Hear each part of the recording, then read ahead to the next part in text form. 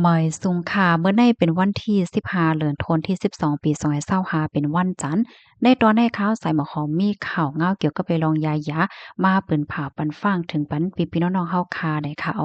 เมื่อวันที่14เดือนธันวาคมที่12ปี2525เนี่ยค่ะมีข่าวเงาออกมาว่ามีหมอยาค่ะเนาะเปิ้นได้ก็เลยออกมาเปิ้นผ่าปันฟังเตือนถึงปันก้นวานก้นเมืองเกี่ยวกับลวยลวงหลีฟ้างลองยายาอำสางถกแน่มันจังถึงสายใจไล่ นะคะบ่อยาลาดว่ายายาอันว่าในอ่ำใจเขามุนใครซื้อเมื่อไหร่ก็ซื้อใครซื้อดีไผก็ซื้อลงกว่าเฮ็ดจังไหนเพราะว่าเป็นไรเมื่อได้กินยายาในโหลไลกว่าเนโตตีหมอยาให้หมอยาเขาทัดนั้นก็กว่าหาก้นขายยายาอันเป็นโพโรงเรียนฝ่ายยายานั่นค่ะแลนะคะละลายก็ในคณะถึงตีไล่ซุ่มญาติพี่น้องพ่อแม่พี่น้องกว่าไหลเจ้าไหนก็เปอว่ากว่าหาซื้อยายาจุ่มยายาอันที่เปิ้นขายเหี่ยวก็มากินหั่งก้วยเฮ็ดจังได๋ค่ะเมื่อวันที่14เดือนธันวาคมที่12ปี2025ที่ป่นมานั่นค่ะก็มีหมอยาก้อนหนึ่งค่ะเนาะที่อันเปิ้นไล่คบทบยาก้นเป็นที่เป็นกว่าจังไหนสิเปิ้นก็มาเปิ้นผ่าปันฟังว่ามีก้นเป็นก้อนหนึ่งเนาะเขานี่ก็กว่าซื้อยายาจุ่มอันเป็นจุ่มเป็นจุ่มไว้นั่นนะซื้อทางออนไลน์มากินหั่งก้วยเฮ็ดเนี่ยค่ะว่าเนี่ยนะ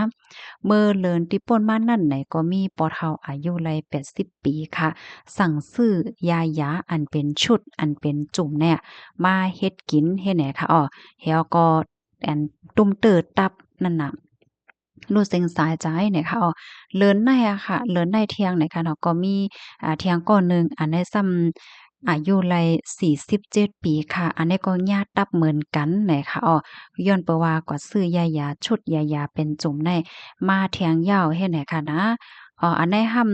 สั่งซื้อที่เฮือนสีฟ้าสั่งซื้อที่ในเฟซเฮ็ดให้ค่ะว่าได้นะก็เปิ้นนั้นแหละแหน่ย้อนให้พี่ๆน้องๆเฮาคาเขาอ่อนกันฟังนำเสกัมน่ะค่ะข้อมูลตอนนี้ค่ะเลยเปิดมาที่ห้องการข่าวสดออกไว้นะคะบ่อยากเขานี่ก็ปันฟังว่าให้สืบหมอกลาดในปันกันค่ะเนาะญาติพี่น้องไผมันว่าพี่น้องคนตั้งนำตั้งหลายเฮ็ดจังได๋ค่ะ เฮียงเลยว่านั่นไหนยายาชุดยายาจุ่มเนี่ยเพราะว่ากินเหย้ามื้อแต่กินได้ก็มันแลบเตเมากว่ามันแลบเตหายกว่าจังเนี่ยอันเต้มันน่ะมันอ่ำหายแต่ก้อยเสมันส่ำกับตื้อตับตื้อไตตั้งในเฮ็ดไหนนี่ยายาจุ่มจังหือไหนเหมือนจังหนังอันแคบหางที่อันใดไว้ที่อันมันอยู่ไว้ตีในซองตีในโถงเจนั่นน่ะค่ะกูก็นะกำนาค่ะได้ย้อนนี่บัดพี่น้องค่ะอีกหนึ่ง